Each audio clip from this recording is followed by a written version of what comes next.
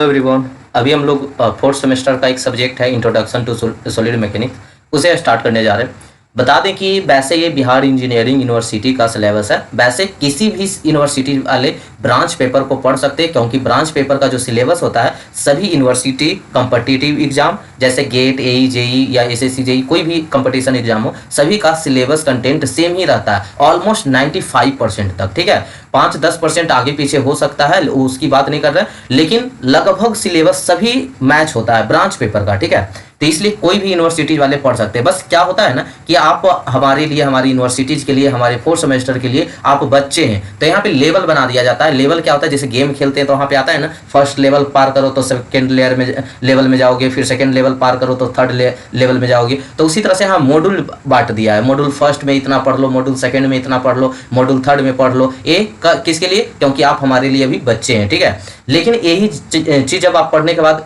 कोई एग्जाम देने जाएंगे तो वहाँ पे मॉड्यूल ना होके जितना ये है ना कंटेंट, सभी को एक जगह लिख देगा, उसको आप यही आपका सिलेबस हुआ। ठीक है, तो ऐसा होता है, इसलिए आपको आगाह कर दिए पहले ही, इसलिए कर दिए ताकि आपको ऐसा भ्रम ना हो कि सेमेस्टर में अलग होता होगा और कंपटीशन एग्जाम में अलग होता होगा। ठीक है, वैसा कुछ नहीं होता है। ठीक है, तो यहाँ पे आपको मॉड्यूल्स वाइज पढ़ना होता है ताकि आप चीज को इकट्ठा करके रख सके कि क्योंकि आप अभी बच्चे हैं ना, उतना समझ में नहीं आएगा कि कौन कहाँ से मिक्स हो गया, तो इसलिए आपको डिवाइड कर दिया जाता है। कोई भी चीज पूछना है या एग्जाम में आने वाला है तो मॉड्यूल फर्स्ट कंप्लीट हो गया, इतना से क्वेश्चन आएगा तो बन जाएगा, इतना से आएगा तो बन जाएगा। इस तरह से आप क्या कर सकते हैं, अपने माइंड को कंट्रोल कर सकते हैं यहाँ इस सिलेबस के अकॉर्डिंग। ठीक है, तो इसलिए मॉड्यूल बना दिया जाता है। तो कोई भी यूनिवर्सिटी वाले हैं, अगर आपके सिलेबस में इंट्रोडक्शन टू सॉलिड मैकेनिक्स है तो आराम से इससे फॉलो कर सकते हैं। ठीक है, एक बार अपने नहीं विश्वास होगा तो एक बार अपने सिलेबस से मैच करवा लेंगे। वैसे ये जो मॉड्यूल यहाँ पे डिवाइड है वो बिहार इंजीनियरिंग यूनिवर्सिटी का है। ठीक है, हम लोग जो हमारा प्लेटफॉर्म है उसी को फॉलो करते हैं। ठीक है,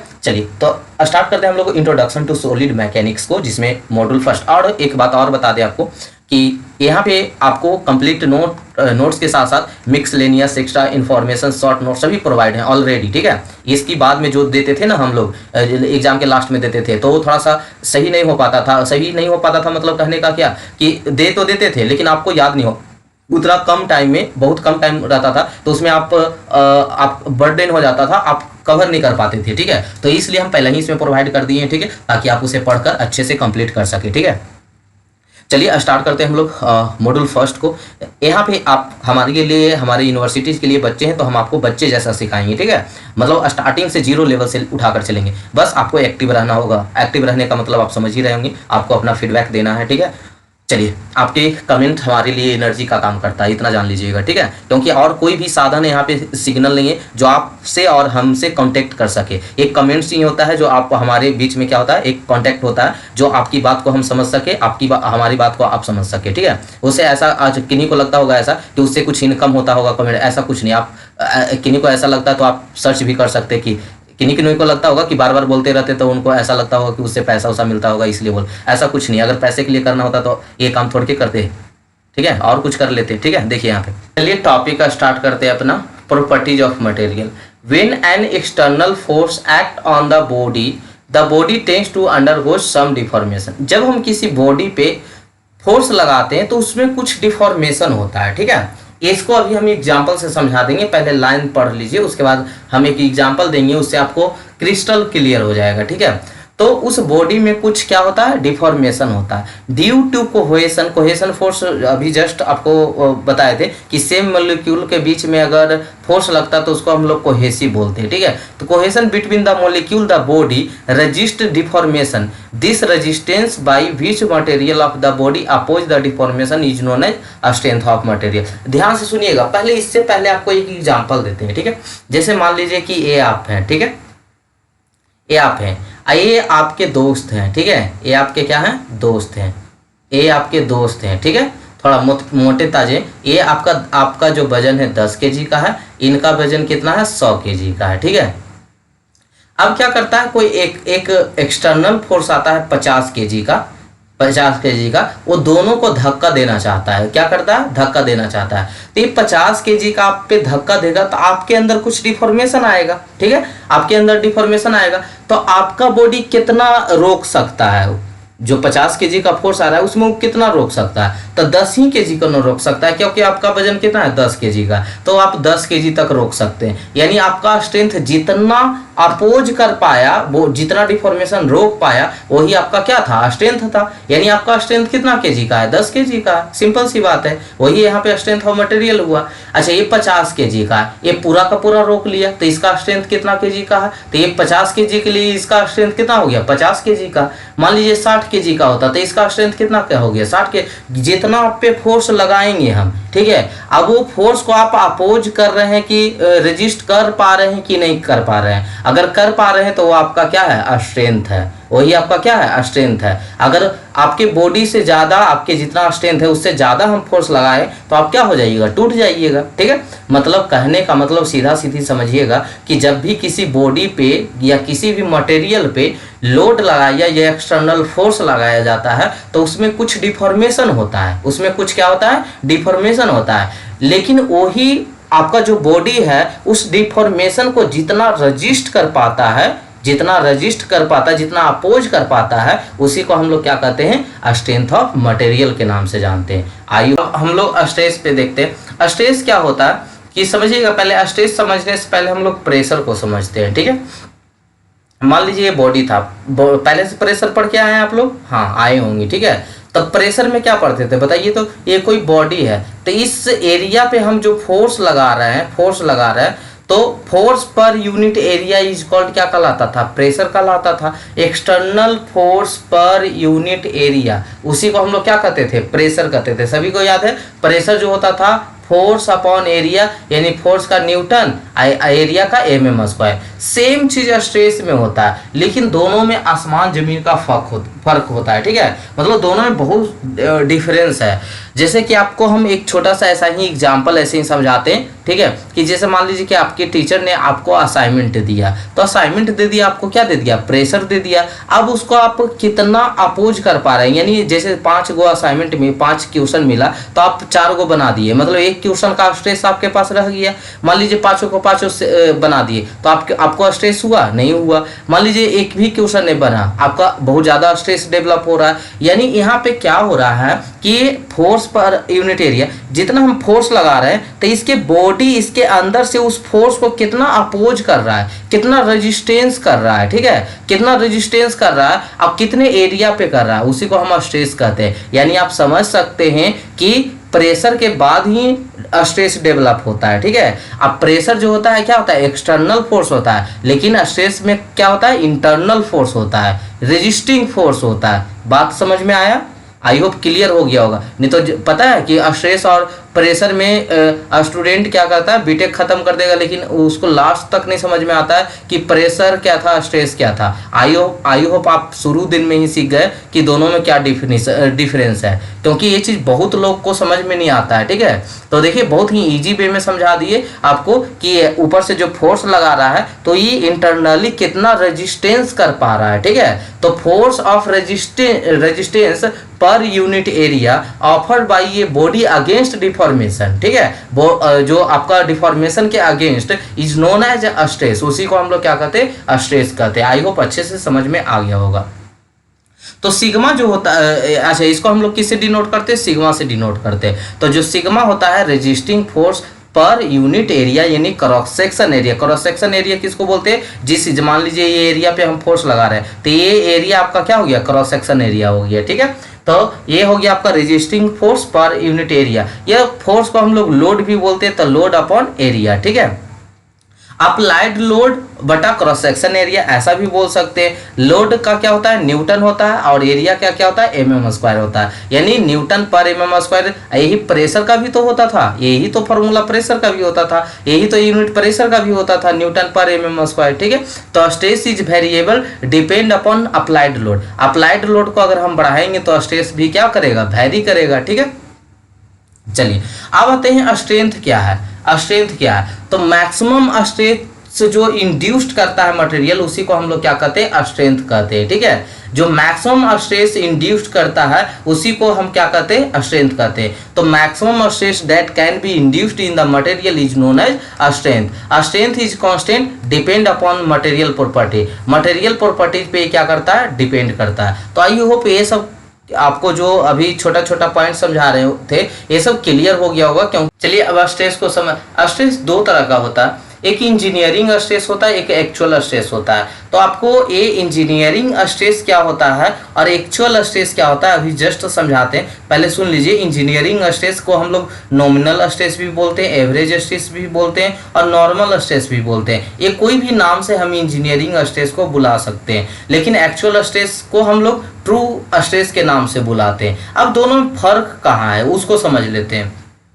तो जो इंजीनियरिंग स्ट्रेस होता है उसमें जो एरिया कंसीडर करते हैं, लोडिंग लगाने के पहले के एरिया को कंसीडर करते हैं। लोड लगाने से पहले उसका क्या एरिया था उसको अगर कंसीडर करें तो उसको हम लोग इंजीनियरिंग स्ट्रेस बोलते हैं। अगर उसको हम एक्चुअल स्ट्रेस कब बोलेंगे, जब area after the loading consider करें, लोड लगाने के बाद के एरिया को कंसीडर करें। अब ये बोले होंगे तो समझ में नहीं आया होगा, चलिए इसको करके दिखाते हैं। ठीक है, करके दिखाते हैं कि अगर हम जो ये पहले रेड वाला देख रहे हैं, ये आपका रेड वाला है जो पहले से बॉडी था, ये पहले का एरिया है। ठीक है, ये जो रेड वाला है पहले का एरिया है, देखिएगा ऐसे ये रेड से बना है। अब इस पे हम टेंसाइल लोड लगाते हैं। टेंसाइल लोड का मतलब समझते हैं, खिंचाव लोड। क्या करते हैं, खींचते हैं। तो खींचने से कोई चीज क्या होगा, क्रॉस सेक्शन एरिया पतला हो जाएगा। जैसे यहाँ पे देखिए एक फिगर बना होगा, ये क्या हो गया, पतला हो गया। रेड वाला कुछ और एरिया दिख रहा होगा, ये ब्लू वाला जो किए कुछ और एरिया दिख रहा है, छोटा सा एरिया दिख रहा है। इतना का कमी हो गया, इतना इतना क्या हो गया, कम हो गया।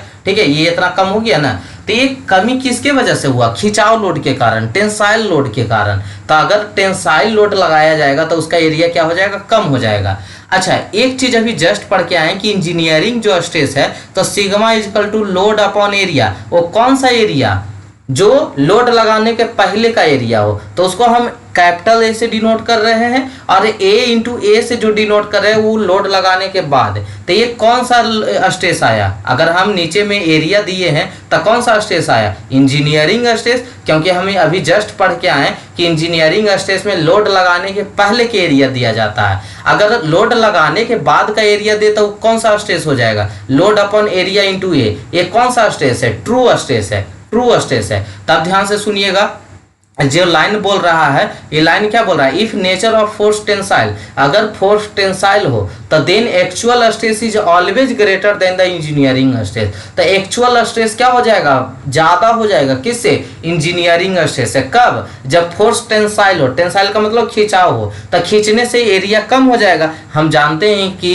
एरिया का रेसिप्रोकल है, एरिया अगर घटा, एरिया घटा, ये एरिया एक्चुअल स्ट्रेस में क्या हो जा रहा है, एरिया घट जा रहा है, तो एरिया घटेगा तो स्ट्रेस क्या हो जाएगा, बढ़ जाएगा। स्ट्रेस क्या हो जाएगा, बढ़ जाएगा। तो इंजीनियरिंग स्ट्रेस में तो ऐसा कोई फिनोमेना देखने को मिला नहीं, तो नहीं देखने को मिला। यहाँ क्या हो जा रहा है, स्ट्रेस बढ़ जा रहा है, यानी इंजीनियरिंग स्ट्रेस से एक्चुअल स्ट्रेस क्या हो जाएगा, बढ़ जाएगा। कब, जब टेंसाइल फोर्स लगेगा तब।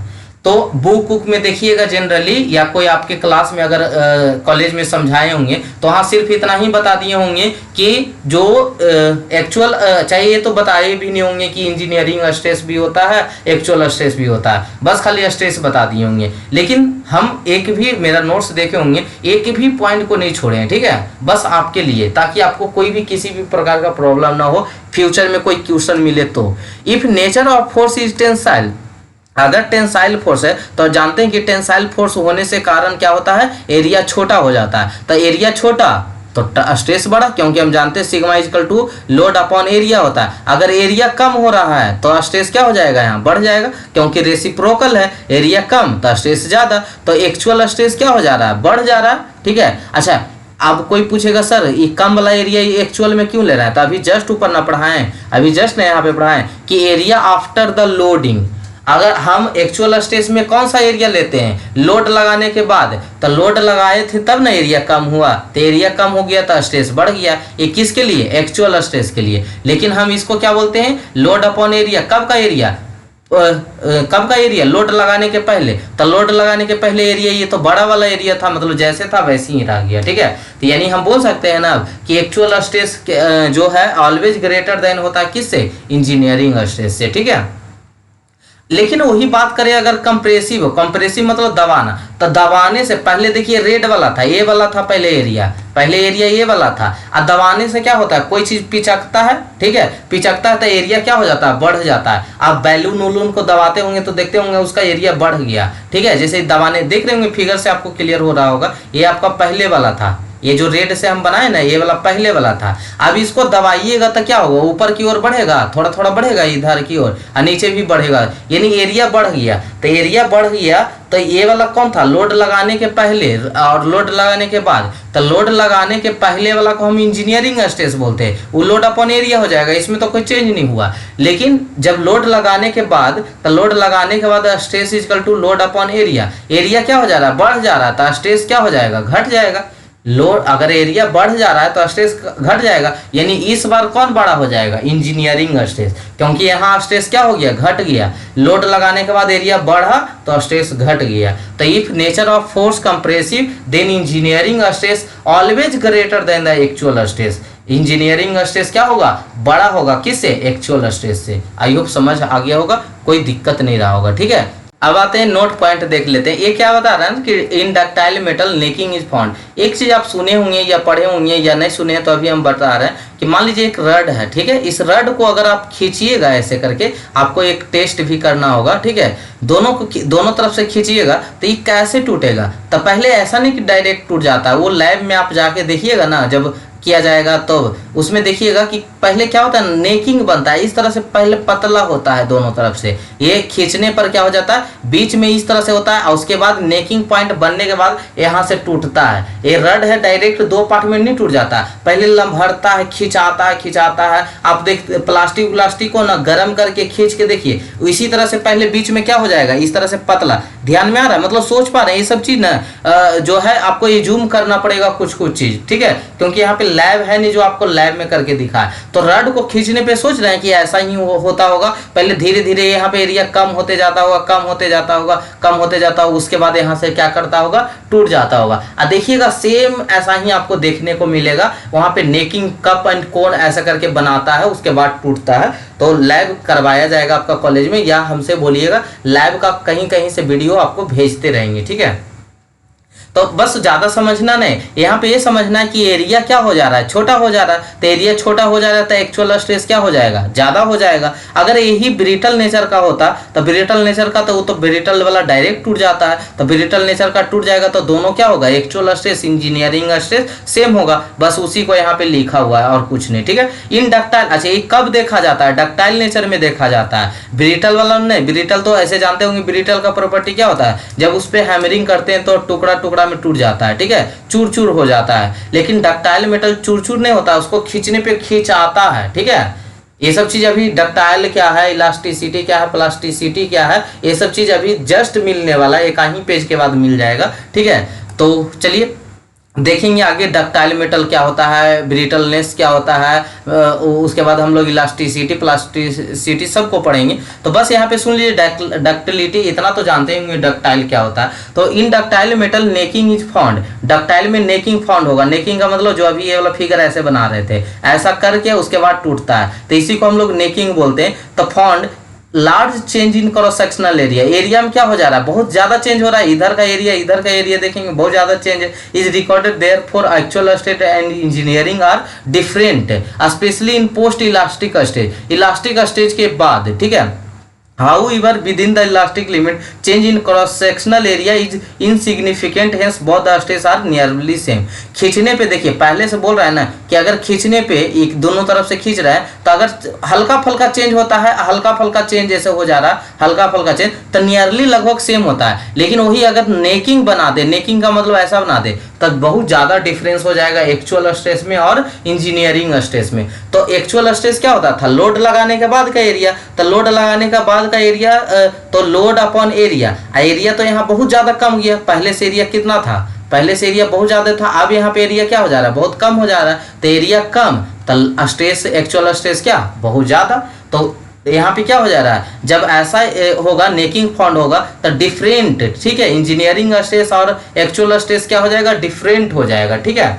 चलिए अगर हम बात करते हैं नोट 2 की, there for all practice purpose engineering stress is used with in the elastic state या elastic limit in brittle material. अगर ब्रिटल मटेरियल है, ब्रिटल मटेरियल का कहने का मतलब जैसे पत्थर हो गया, ईंट हो गया, ये सब, द नेकिंग नॉट फाउंड, इसमें नेकिंग, अगर आप ईटा पर हथौड़ा बजाइएगा तो उसमें क्या ऐसा देखने को मिलेगा कि ईटा पहले खींचाया इस तरह से, ऐसे खींचाया उसके बाद टूटा नहीं, चूर चूर हो जाता है डायरेक्ट, ठीक है। तो fracture occurs immediately after elastic limit, there फिर no much significance of actual stress. इसमें दोनों क्या होता है, सेम ही होता है, इंजीनियरिंग स्ट्रेस और एक्चुअल स्ट्रेस दोनों सेम ही होता है।